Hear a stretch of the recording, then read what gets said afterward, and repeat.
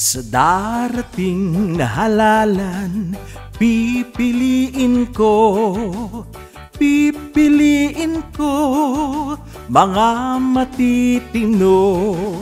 De Angelo Bam Aquino, Kiko Mendoza Espirito, Brosas at Franz Castro, dalhin sa Senado. Sinabato, Aimee at Bongo, kasama ang mga trapo. Kasama ang mga trapo, wag na nating iboto. 1, 2, 3, hello ICC, pasok na kayo dali. Wag papatay-patay, baka tumakas si tatay. DDS ni Duterte, di na mapakali. Sila ay mayayari dahil bagsak na kanilang hari. Sa pagpili ng kandidato, maging matalino. Isipin ang hinaharap, wag iboto ang mga kurap.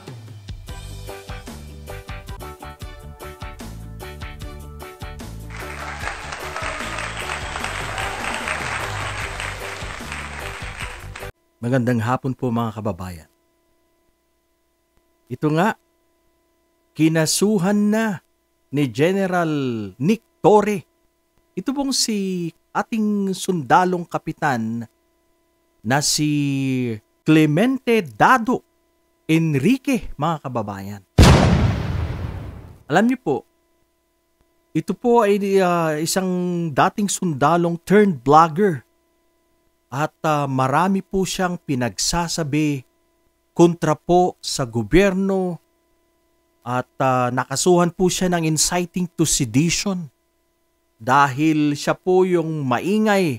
He was very vocal po sa mga retired and even to the active membro po ng AFP at kapulisan na siya po ang nanghihikayat, mga kababayan, na mag-aklas or iwan ang suporta ng mga men in uniform sa Administrasyong Marcos o sa gobyerno. Yan po ang kanyang mga panghihikayat.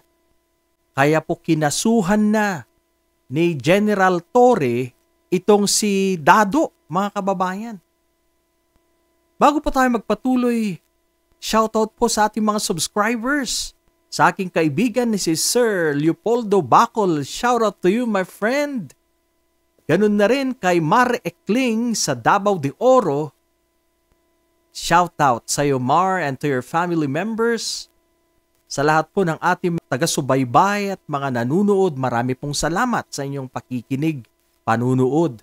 Please share ang ating video and please subscribe sa mga hindi pa po nakakapag-subscribe sa ating maliit na channel. Marami pong salamat.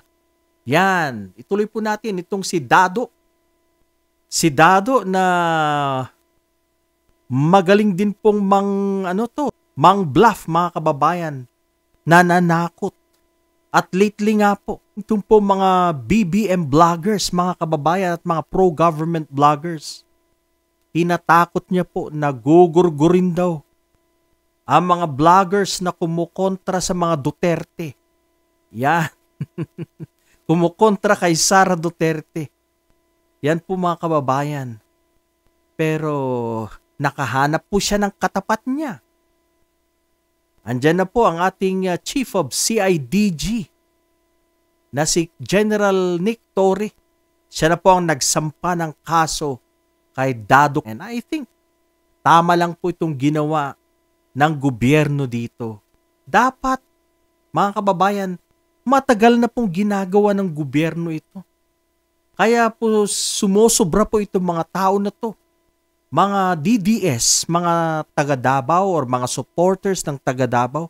Kaya po sila sumusobra dahil malambot. Dahil masyado pong mabait ang Pangulo sa kanila. Ngayon, ayos naman yan. Yung ginawa po ni General Torre para po makita nila na may pangil din pala ang gobyerno. Alam niyo po, mga kababayan, kung meron pong masampulan dito matatakot din po sila. Kung may masampulan, ito po ay hindi, dahil ito po ang lagi po nilang ginagamit na depensa na, ito ay martial law na. Talagang pinuputol na ang rights ng mga tao. Hindi po ito martial law, mga kababayan. Dahil siya po ay nagva-violate ng batas.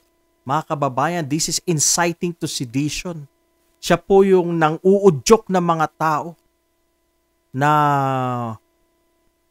lalo na po sa mga men in uniform na kumontra sa gobyerno. Aba, hindi po tama yan. Hindi po tama yan.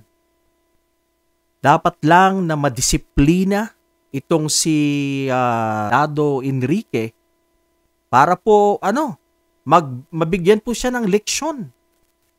At magiging aral ito sa kanya at hopefully mabali po natin ang kanyang sungay, mga kababayan. Dahil ito pong mga grupo na to, sila po yung mga nagtatapang-tapangan, sila po yung mga magagaling, sila po yung, kasama niya po yung mga tulad din po nila mga bayarang vloggers, mga grupo ng mga bayaderos, banateros pala, mga kababayan. Sino pa ba? Sila Jason sa mga nagsama po ang grupo ng mga kadiliman, mga kababayan. Kaya tayo po, hindi po tayo bayaran. Gusto ko po itong liwanagin. Napakaliit lang ng ating channel. Pinipilit ko pong tumulong sa ating bayan dahil kung hindi po tayo magsasalita, kung hindi po tayo lalaban, napakalakas po ng grupo ng mga ng kadiliman, mga kababayan. Ito pong mga DDS vloggers. Matagal po na panahon na sila po ay nanira, ng red tag. Yan po yung mga gawain nila. Masasamang grupo po ito, ang mga ito. Kaya dapat lang nalabanan po natin. At ako'y masaya na nasampulan tong si Dado Enrique, mga kababayan. I hope na isunod na rin dyan yung mga very vocal at mapanirang mga vloggers ng DDS. Dahil hindi po tama ang kanilang ginagawa.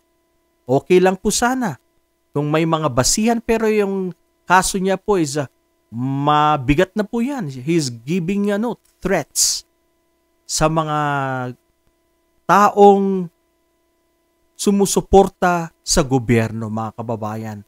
Kaya deserve po niya, deserve ni Dado. Deserve niya po ang kaso na to na ipinataw sa kanya ni General Torre. Good job, General Torre.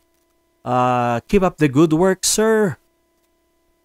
Good job. Job well done. So mga kababayan, ito po dapat ay magsilbi na leksyon sa mga mapanirang elemento ng lipunan. Sila po ay naninira. Sila po ay kontra. Marami po silang mga pinagkakalat na mga peke, mga balibalita. Okay lang magkalat ng balita kung may basihan at totoo. Pero itong tao po na ito, iba na. Siya po ay nanghihikayat ng uudyok na labanan ng mga men in uniform. Ang gobyerno, ang administrasyon, hindi po yun tama.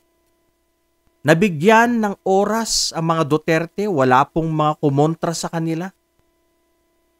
Talagang kanila po ang panahon, 6 long years, na actually wala naman po nangyari sa ating bayan. Wala pong nagsasabing umalis ka dyan sa pwesto mo, digong, wala.